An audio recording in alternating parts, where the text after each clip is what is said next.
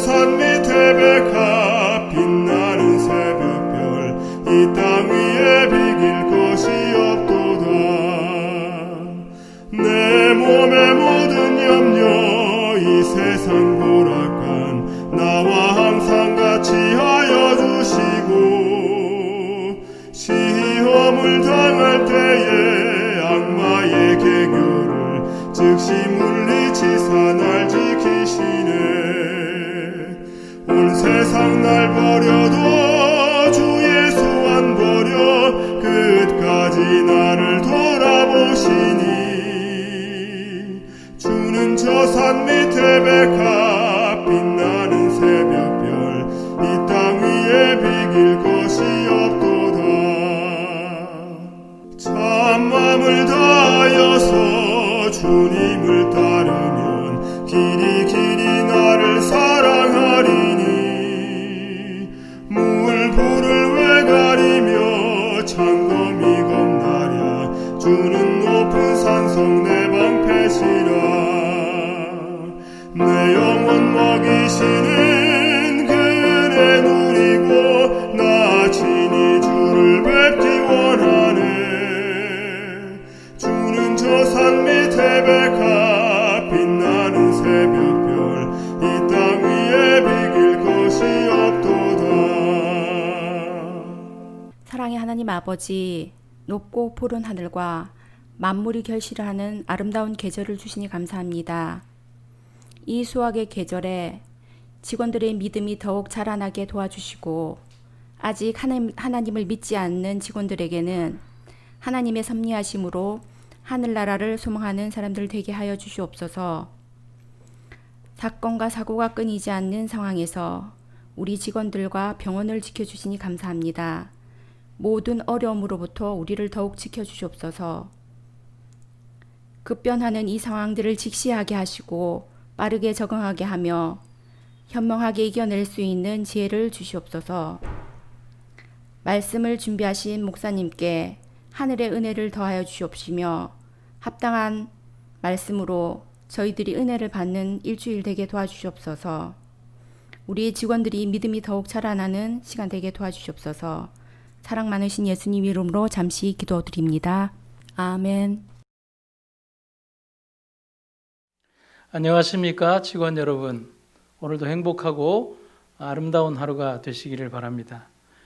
최근에 인터넷에 올라왔던 사진 한 장을 보여드리도록 하겠습니다. 글의 내용은 이렇습니다. 불효자는 웁니다. 지금 우리가 처한 상황을 여실히 보여주는 글이라고 할 수가 있습니다. 코로나 사태로 인해서 사회적 거리두기를 강조하는 현 시점에서 민족 최고의 명절인 추석도 달갑지 않은 만남이 되고 있는 듯합니다. 하지만 그래도 추석은 추석입니다.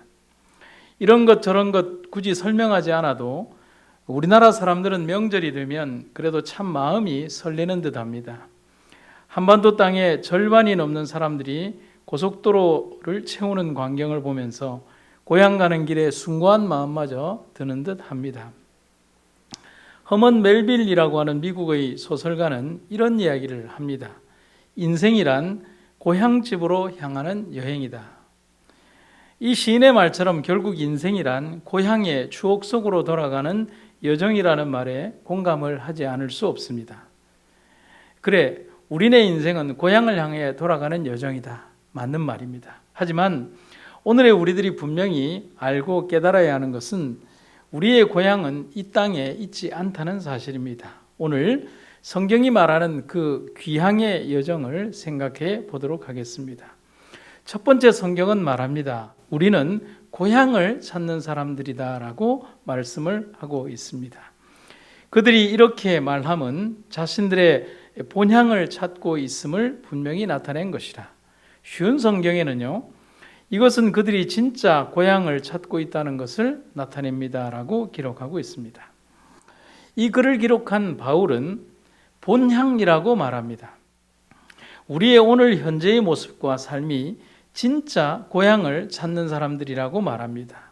그러면 여기에서 말하는 진짜 고향, 본향이 있다면 가짜 고향도 있다는 말입니다. 엄격히 말하면 가짜 고향이라고 하는 말보다는 고향이라고 생각하고 위로받으며 사는 곳을 말하는 것입니다. 내가 돌아갈 고향이나 본적이 이곳이 아니라 영원한 하늘이 나의 고향이라고 성경은 말을 합니다. 강원도 속초시 청호동에 위치해 있는 함경도 출신 실향민 집단촌을 일컬어서 아바이 마을이라고 합니다. 근데 이 아바이 마을은 1950년 6.25 전쟁이 발발하고 난 이듬해인 1951년 한국군과 유인군이 북진을 해서 압록강까지 도달했다가 중공군의 맹공으로 인해서 일어나게 된 일사후퇴 당시에 함경도에 있던 원주민 일부가 퇴각하는 국군을 따라서 남진하게 되면서 1953년 휴전 이후에 더 이상 함경도로 돌아갈 수 없게 된 함경도 출신 원주민들이 지금의 강원도 속초시 청호동, 당시에는 강원도 양양군 속초읍에 자신들만의 집단촌을 만들게 된 것이 시초였습니다. 그런데 그들이 그곳에 자리를 잡은 것은 잠깐 머물기 위한 목적이었습니다. 38선이 열리면 어쩔 수 없이 고향을 떠나 살 수밖에 없었던 그들이 가장 먼저 뛰어올라가 고향으로 돌아가기 위해서 임시로 살게 되었던 장소가 바로 이 아바이 마을입니다. 그런데 70년 가까운 세월을 살면서도 그들에게 아바이 마을은 잠시 거주하는 땅일 뿐 고향은 아닙니다. 히브리서 11장 13절에 있는 말씀, 꼭 우리 그리스도인들의 삶을 그대로 투영해 주는 마을이 바로 이 아바이 마을입니다. 이 사람들은 모두 믿음을 따라 살다가 죽었습니다.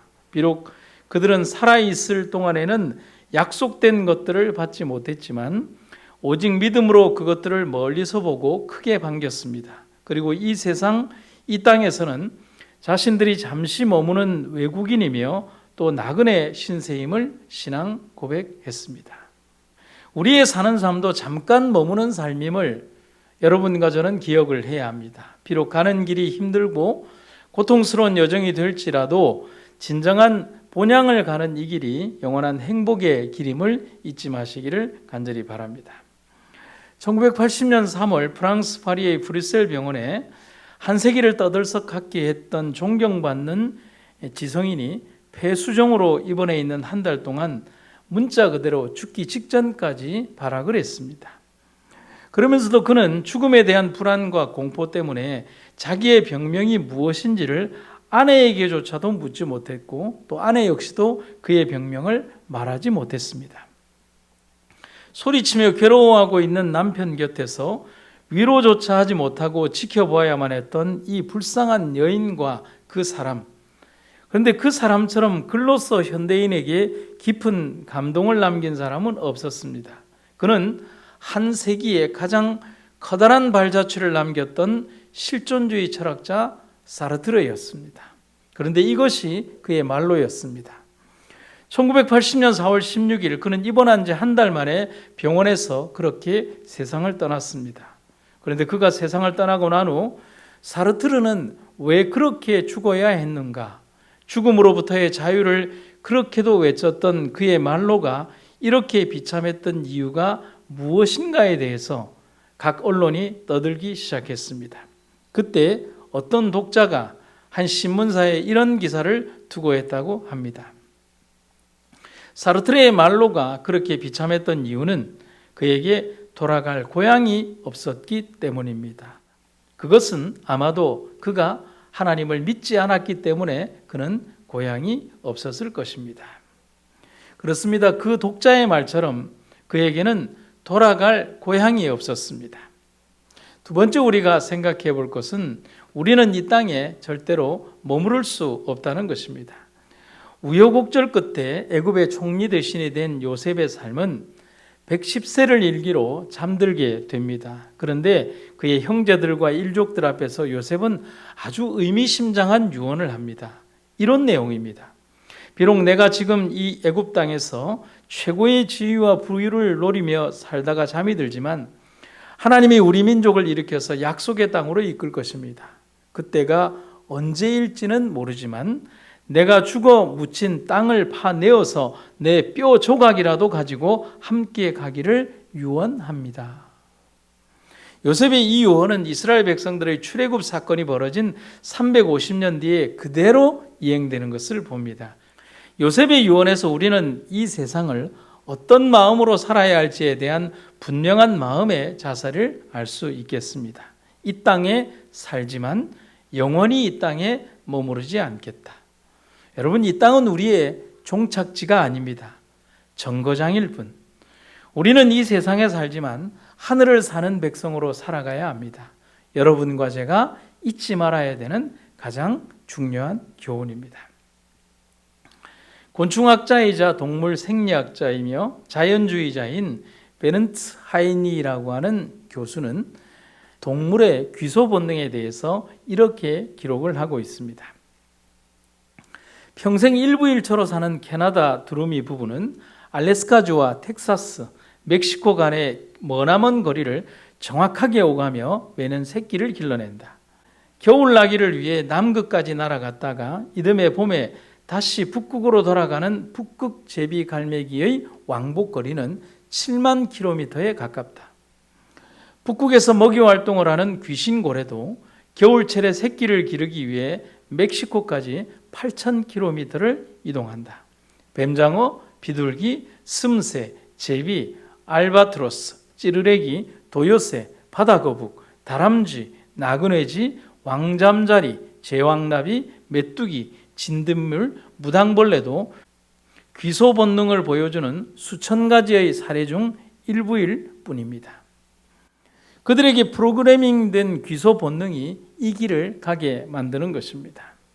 여러분, 자연계에 존재하는 모든 것들, 생명체가 있는 모든 것들은 바로 이러한 귀소 본능에 의하여 자기의 원래의 고향을 찾아가는 과정이 그들의 삶이자 또 우리들의 인생인 것입니다. 우리 역시도 하늘을 향한 귀소 본능, 우리의 진짜 고향을 찾아가는 여러분과 제가 되기를 간절히 바랍니다. 여러분, 이제 우리가 고향으로 가는 시간이 됩니다. 그들이 이제는 더 나은 본향을 사모하니 곧 하늘에 있는 것이라. 이제 우리에게 남은 여정은 하늘밖에 없습니다. 바울의 표현에서 더 나은이라는 표현을 여러분 기억하시기를 바랍니다.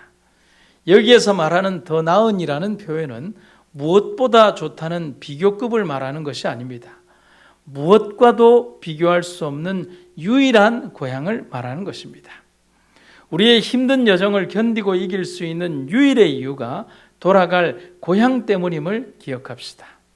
여러분, 명절이 되면 10시간, 12시간을 걸려서라도 고향에를 갑니다. 거기에는 사랑하는 사람이 있고 또 만나야 할 사람이 있고 정든 고향집과 흙이 있고 그리고 정겨운 만남이 있기 때문에 그 불편함을 감수하며 우리의 고향으로 가는 것입니다. 우리 삶에 돌아가는 여정도, 하늘 가는 여정도 바로 그렇다는 사실입니다. 작년에 양화진이라는 곳을 가게 되었습니다. 그곳 양화진 외국인 묘지의 공식 명칭은 서울 외국인 묘지공원인데 그곳의 묘역 면적은 약 4,000평 정도입니다. 그곳에는 많은 선교사들의 무덤이 있었습니다. 그곳에는 위생병원 원장님이신 유재환 박사와 연합회장을 역임하신 오병 목사님의 무덤도 있습니다. 1890년 10월 24일 개설허가를 받은 이곳은 2012년 12월 현재 415개의 무덤이 있습니다. 이 중 선교사나 그 가족은 145기입니다.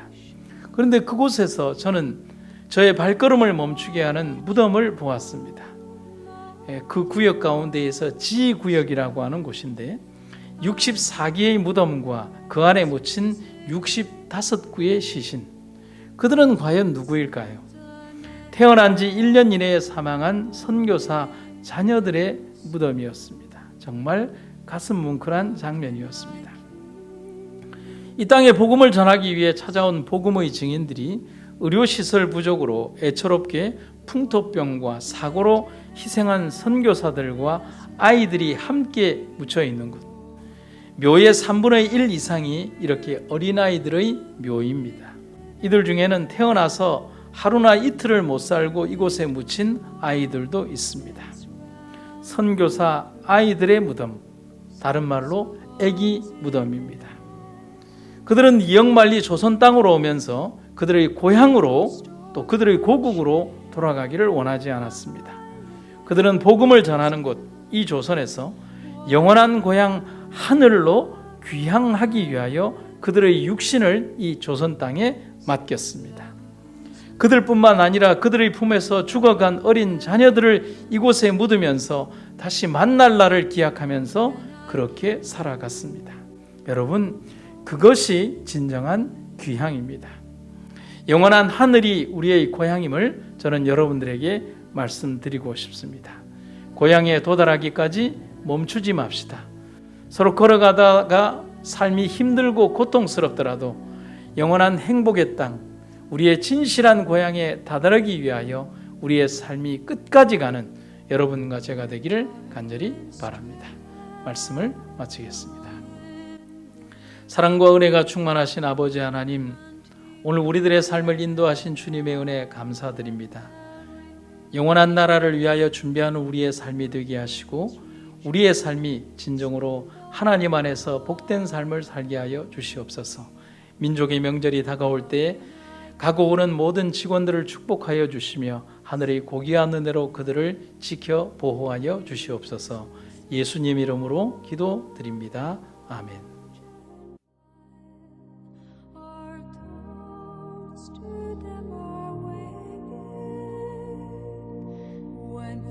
Friends by shame